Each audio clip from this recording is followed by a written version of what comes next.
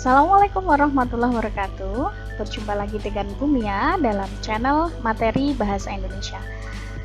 Hari ini kita akan membahas materi tentang diskusi. Apa itu diskusi? Sebelum kita lanjutkan, jangan lupa klik tombol subscribe dan pencet tombol loncengnya untuk mendapatkan notifikasi terbaru dari saya. Sebelum kita membahas lebih lanjut tentang diskusi, pernahkah kalian menyampaikan pendapat di kelas atau memberikan komentar ketika melihat sesuatu atau menanggapi sesuatu dengan orang lain? Artinya, kalian sudah pernah melakukan diskusi. Tetapi, bukan diskusi yang seperti itu yang akan kita bahas. Jadi, kalian bisa menemukan kegiatan diskusi itu dalam kehidupan sehari-hari. Apa sih itu diskusi? Diskusi adalah interaksi komunikasi antara dua pihak, baik individu ke individu lain ataupun dalam kelompok untuk mencapai sebuah kesepakatan terbaik atau solusi dari sebuah masalah.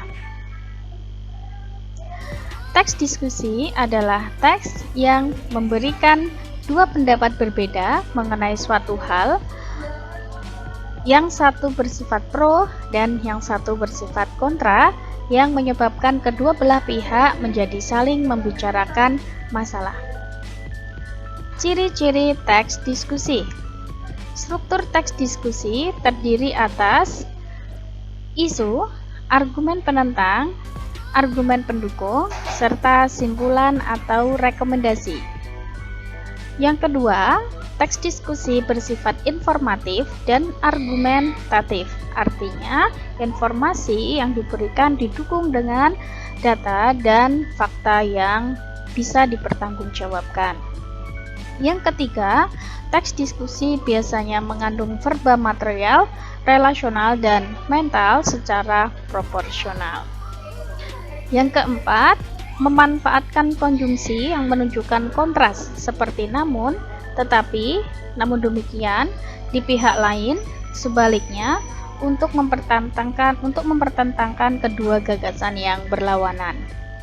Menggunakan modalitas untuk membangun opini atau rekomendasi. Apa itu modalitas? Modalitas adalah keterangan yang menandai sikap pembicara. Tujuan teks diskusi. Tujuan teks diskusi adalah mencari kesepakatan atau kesepahaman gagasan atau pendapat untuk menemukan sebuah solusi jawaban dari suatu topik atau masalah yang dibicarakan dalam diskusi. Jenis diskusi banyak sekali, kalian bisa menemukan jenis-jenis diskusi dalam kehidupan sehari-hari. Yang pertama adalah seminar. Seminar merupakan pertemuan khusus yang dilaksanakan secara sistematis dan menjunjung nilai akademis yang bertujuan untuk melakukan studi menyeluruh tentang suatu topik tertentu. Biasanya seminar selalu didampingi oleh guru besar atau atau narasumber yang ahli di bidangnya. Yang kedua adalah simposium. Simposium adalah serangkaian pidato atau ceramah pendek di depan peserta dari seorang pemimpin untuk didiskusikan bersama-sama dan menarik kesimpulan terbaik dari hasil diskusi tersebut.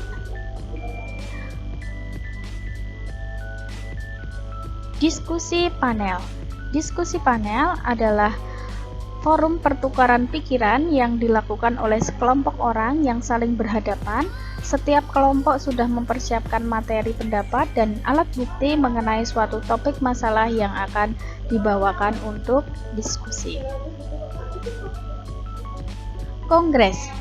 Kongres adalah pertemuan besar para wakil organisasi, baik organisasi politik, sosial, atau suatu keprofesian, baik dokter, arsitek, seniman, dan sebagainya, untuk mendiskusikan dan mengambil keputusan terhadap suatu topik permasalahan yang harus diambil jalan keluarnya. Biasanya, kongres merupakan pertemuan yang besar yang dilakukan baik secara nasional ataupun regional ataupun internasional. Muktamar. Muktamar adalah permusyawaratan tertinggi yang diadakan oleh pimpinan pusat dalam sebuah organisasi. Pertemuan ini akan dihadiri oleh para wakil organisasi untuk mengambil keputusan mengenai suatu permasalahan yang sedang dihadapi bersama di dalam organisasi itu sendiri. Lokakarya. Lokakarya adalah pertemuan yang dilaksanakan oleh para ahli di bidangnya. Konferensi. Konferensi adalah rapat atau pertemuan untuk berunding atau bertukar pikiran mengenai suatu masalah yang dihadapi bersama. Banyak contoh konferensi, misalnya dalam pelajaran IPS, tentu kalian sudah pernah mendengar konferensi meja bundar, konferensi Asia Afrika, dan lain sebagainya. Dan itu tadi adalah penjelasan tentang teks diskusi dan jenisnya. Terima kasih sudah menonton.